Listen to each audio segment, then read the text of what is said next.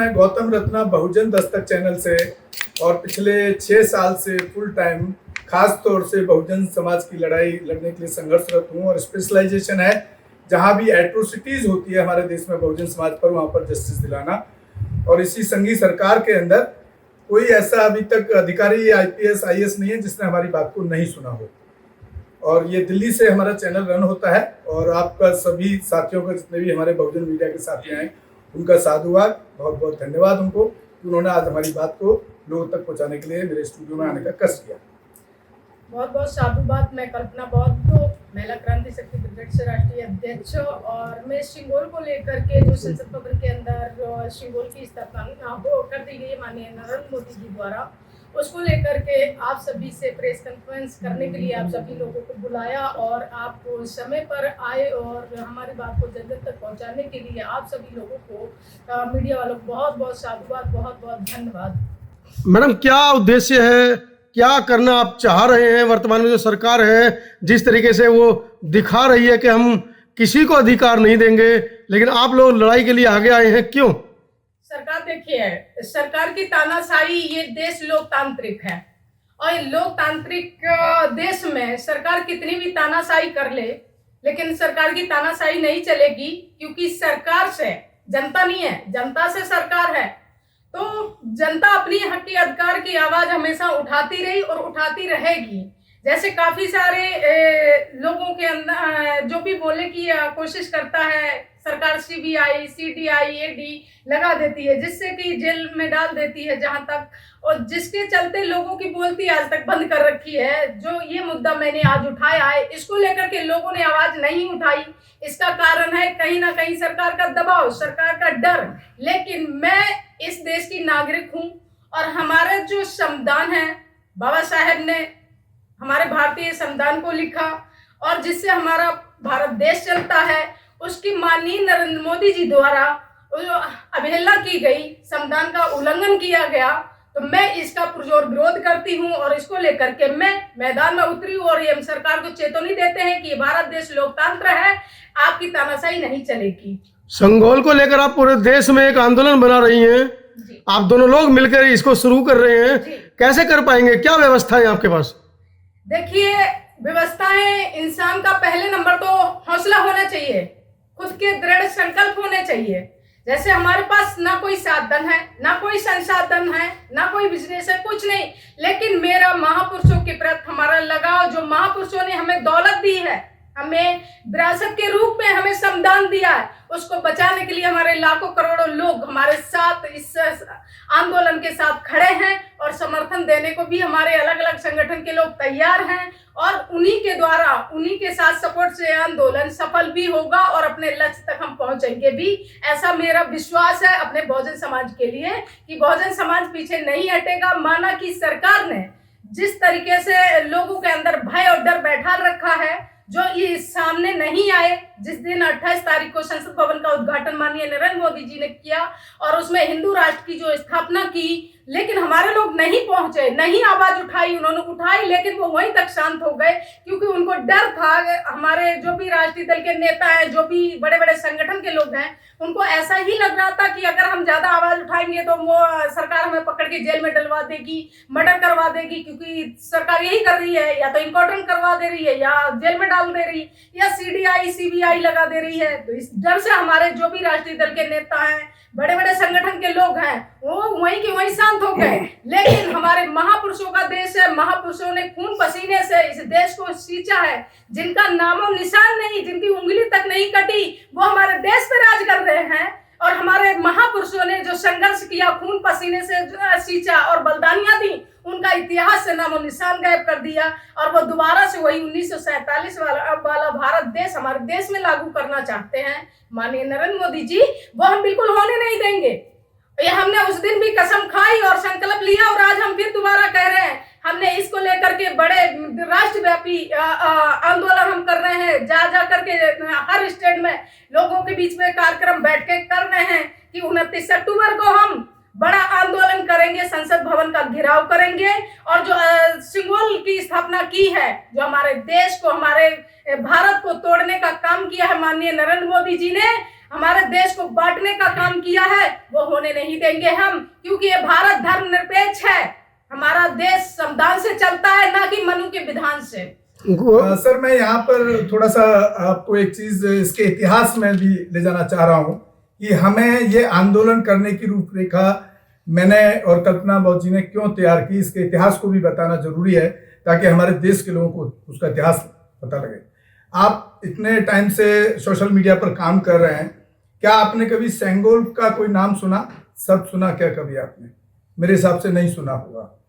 तो पहले तो मैंने इसके इतिहास के पन्नों में गया, ऐतिहासिक अध्ययन किया इसकी इतिहास को मैं आपके सामने रख रहा हूँ। सेंगोल का जो इतिहास है, सेंगोल एक छड़ी है जिसके ऊपर एक बैल बना हुआ है, और ये जिस तरह से उनको प्रेजेंटेशन किया सरकार ने कि ये हिंदुत्व का प्रतीक है या हिंदू राष्ट्र का प्रतीक कह सकते हैं। ये जवाहरलाल नेहरू जब प्रधानमंत्री हुआ करते थे उस टाइम, तो कुछ ब्राह्मण पुरोहितों ने उनके घर जाकर के इस छड़ी को हिंदुत्व के प्रतीक के रूप में उनको भेंट किया था, दिया गया था, जिसको वो एक राष्ट्र के रूप में स्थापित करके उन्होंने नई संसद के अंदर एक बड़ा ही, मैं कहूँ कि मतलब बहुत ही जो धर्मनिरपेक्षता है, जो धर्मनिरपेक्षता उसके बाद बड़ा खतरनाक काम किया है। तो जो इसका इतिहास है वो एक तरीके से राजतंत्र का एक आइकॉन है, राजतंत्र का चिन्ह कह सकते हैं इसको। तो आप उसका विरोध करके आप खुद राष्ट्रद्रोह के भागीदारी बन रहे हैं सर, लेकिन एनएसए लगेगा आपके ऊपर? नहीं, एनएसए लगेगा तो हमें परवाह नहीं है, क्या होगा? एनएसए लगाएगा, जेल जाएंगे। हमारे कितने लोगों में, हमारे कितने केसेस में उल्टा, जहां पर हमारे लोगों की कंप्लेंट होनी चाहिए, एफआईआर दर्ज होनी चाहिए, और हमारे लोगों पर जो पीड़ित है उन्हीं के ऊपर एनएसए लगाया गया है। तो अगर हम ऐसे डर के बैठ जाएं, क्या चूड़ी पहन करके बैठ जाए, कहावत है पुरानी, हालांकि मैं इसमें विश्वास नहीं करता हूं, तो क्या हम डर के बैठ जाएं और हिंदू राष्ट्र बनने दें? जिस संसद के अंदर बाबा साहब भीमराव अंबेडकर, हमारा देश किससे चलता है?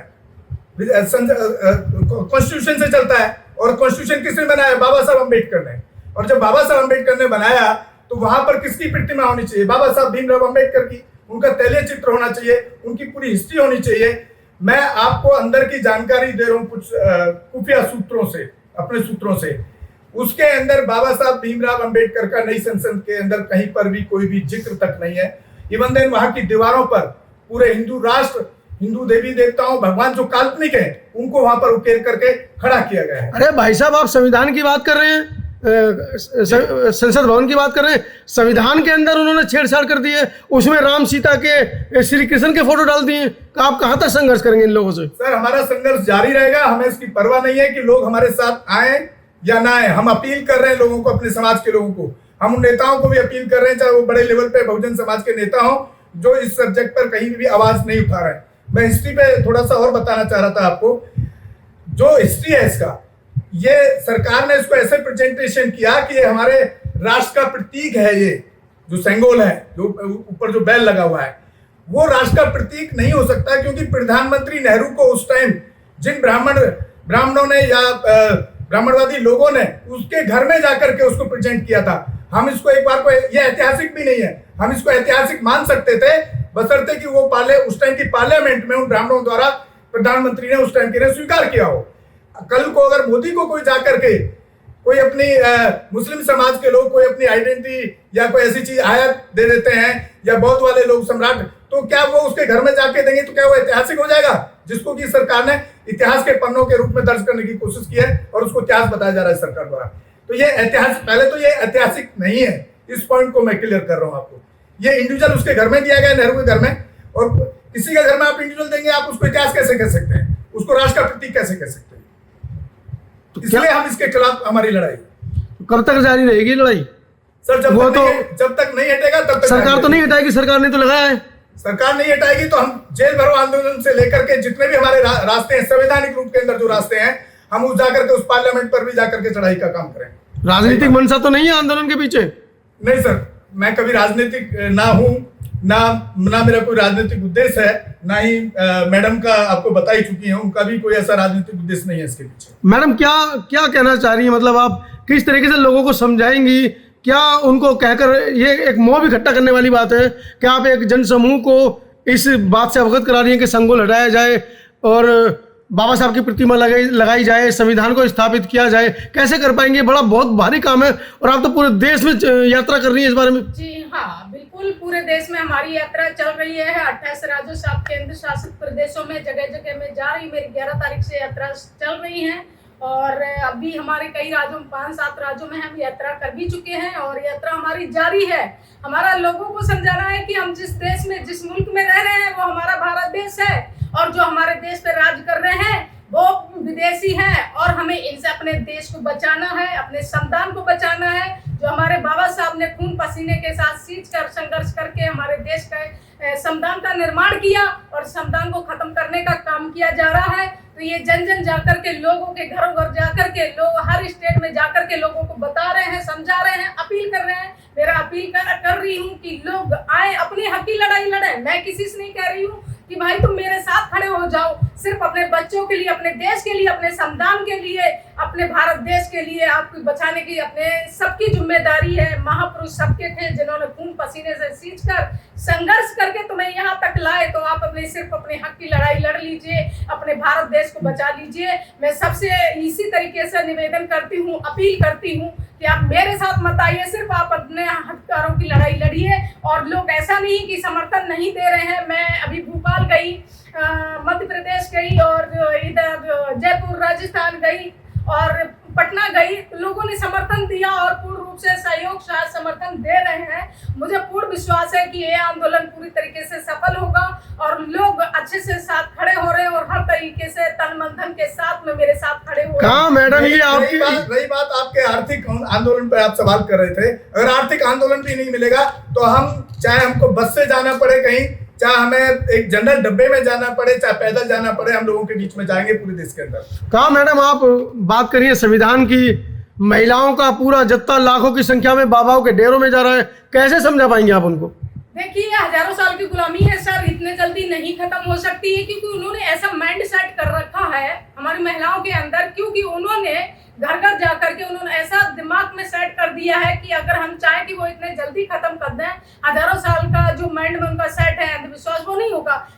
हो भी रहा, जागरूकता आ भी रही है, लेकिन धीरे धीरे आएगी। लेकिन वर्तमान में हमें जिस चीज की जरूरत है कि जिस तरीके से हमारे संविधान पर हमला हो रहा है, जिस तरीके से हमारे महापुरुषों की विरासत को खत्म किया जा रहा है, उस वर्तमान में हमें अपने लोगों को एक साथ एक प्लेटफॉर्म पे लाने की जरूरत है। अपने देश, अपने संविधान, अपने भारत देश को बचाने की जरूरत है। मैं इसलिए सबसे हाथ जोड़ती निवेदन करती हूँ, अपील कर रही हूँ। मैं सड़कों पर टैक्सी से, अभी हम जयपुर गए, कार्यक्रम था इसी के लेकर के, आंदोलन को लेकर के हमारी यात्रा चल रही थी, हमें टिकट नहीं मिली। मैं जनरल टिकट लेकर के और जनरल उसमें 2 दिन का सफर करके मैं वहाँ भीलवाड़ा उदयपुर पहुंची, वहाँ कार्यक्रम करके आई और 2 दिन तक भूखी रही वहाँ, क्योंकि मैं जिस दिन गई तो उससे डायरेक्ट रात की पूरा भूखी रही। फिर जिस दिन मैं वहाँ पहुंची 15 तारीख को, तो उस दिन सारे दिन कार्यक्रम मेरे, वहाँ कोई खाने पीने की नहीं रहा व्यवस्था। उसके बाद शाम के जयपुर के लिए निकली, वही रात के, तब भी पूरी रात ऐसे ही चली। तो दबदर भटक रही हूँ, दबदर ठोकर खा रही हूँ, सिर्फ किसके लिए? समाज के लिए, देश के लिए, अपने संविधान को बचाने के लिए। कल्पना जी, ये बताइए, 10 लाख संगठन बताए जाते हैं बाबा साहब के नाम पर, बहुजनों के नाम पर, क्या आपको समर्थन कर रहे हैं? 131 दलित सांसद भी हैं, हजारों विधायक हैं दलित, आप उनका समर्थन क्यों नहीं ले रहे? आप पैदल हैं, कैसे टक्कर दे पाओगी सरकार को आप? मैं देखिए सबसे अपील कर रही हूँ, संगठन के कुछ लोग हैं जिनसे हमारा संपर्क हुआ है और लोग समर्थन में आ रहे हैं। संगठन के अकेले वो खड़े नहीं हुए क्योंकि किसी ने हिम्मत नहीं जुटा पाई। सर, ये आपने चमचा युग पढ़ा है काशीराम साहब का? चमचा युग आप लोगों ने पढ़ा होगा, आप सोशल मीडिया पर बहुजन समाज के लिए काम कर रहे हैं। ये वही चमचा युग के पार्ट हैं जो आज की डेट में संगठन और राजनीति कर रहे हैं, जो ना संविधान की बात कर रहे हैं, ना बहुजन समाज के अधिकारों की बात करते हुए दिखते हैं। अगर बात कर रहे हैं तो उनको एक प्लेटफॉर्म पे आज तक क्यों नहीं आ पाए? इसका मतलब है वो सिर्फ बहुजन समाज को जो इस्तेमाल कर रहे हैं अपने बंगले, कोठी और महलों में रहने के लिए, और समाज के पैसे का इस्तेमाल करते हैं। मैं खुलेआम आपके बीच में बोल रहा हूँ। ये गौतम रत्न आदमी बैठा है, 2.5 करोड़ रुपए को लात मार चुका है, अभी तक 2.5 करोड़ रुपए समाज के लिए लगा के खर्च कर चुका है। ये इतना बड़ा स्टूडियो चला रहा हूँ, सिर्फ एक ही मकसद होता है कि मेरे बहुजन समाज को न्याय मिलना चाहिए, चाहे वो किसी भी हालत में हो। नेता हमारे साथ आए या ना आए, हमें इसकी भी बिल्कुल परवाह नहीं है। आएंगे तो मोस्ट वेलकम है इस प्रोग्राम में, नहीं आएंगे तो हम और कल्पना जी का बिल्कुल हाथ जोड़ के समाज से भी विनती है कि समाज हमारे साथ जरूर खड़ा होना चाहिए, भले ही आर्थिक भी ना हो। लेकिन जब हम आर्थिक भी नहीं होगा तो हम किसी भी रूप में जाकर के उस आंदोलन को किसी न किसी तरह खड़े करने का पूरा काम करेंगे। लेकिन सर जिस तरह से बहुजन लोग फील्ड में आ रहे हैं, वो काम कर रहे हैं, समाज के लिए ऐसा कहते हैं, वो उनको तो गोली मारी जा रही है। अब जो आंदोलन होगा जंतर मंतर पर 2 लोग चल करके आ रहे हैं, देखिए, राजस्थान हम से आ रहे इसके हैं। लिए तन धन से नहीं, हम इसके लिए मेंटली और शारीरिक रूप से तैयार हैं। चाहे गोली मार दी जाए, चाहे रेप हो, चाहे मर्डर हो, चाहे जेल में डाला जाए, चाहे फांसी पे चढ़ा दे सरकार, लेकिन हम सरकार के आगे झुकेंगे नहीं। अपने अधिकारों के लिए आखिरी सांस तक लड़ेंगे। ये हमारा अपना चैलेंज है सरकार से कि हम अपने अधिकारों के साथ छेड़छाड़ नहीं करने देंगे, अपने संविधान के साथ छेड़छाड़ नहीं करेंगे। और मैं समझता हूं जहां तक इस तरह की कोई भी घटना किसी भी बहुजन समाज के साथ हो, कल हो सकता है, मैं समझ गया आप जो कहने चाह रहे हैं कि अभी चंद्रशेखर के साथ गोली मारी गई, चंद्रशेखर भाई को, छोटा भाई है हमारा, कोई भी समाज का व्यक्ति हो सकता है, उसके काम करने का तरीका अलग हो, हमें ना पसंद हो, या उसका हमारे को अपना तरीका पसंद है, उनका नहीं पसंद हो। लेकिन अगर इस तरह की घटना किसी के साथ भी हो तो मैं समझता हूँ राजनीतिक प्लेटफॉर्म से उठ करके, चाहे वो बैसपा हो, चाहे वो बाम सेफ हो, चाहे वो भीम आर्मी हो, जितने भी संगठन है XYZ, चाहे उदित राज का संगठन हो, परिसंघ, उनको सबको ऐसे केसेस में आकर के एक जगह खड़े होकर के उसका विरोध करना ही चाहिए। ऐसा मैं मानता हूं। 21 तारीख को जंतर मंतर जा रहे हैं, मैं सर जाऊंगा, समर्थन करेंगे भीम आर्मी की उसका प्रदर्शन। सर इस मुद्दे पर समर्थन करेंगे, राजनीतिक मुद्दे पर नहीं। राजनीतिक उनकी वो क्या करते हैं उससे हमें कोई लेना देना नहीं है। अगर हमारे समाज के किसी व्यक्ति पर कोई उंगली उठाएगा तो उसके खिलाफ हम हर जगह खड़े होंगे।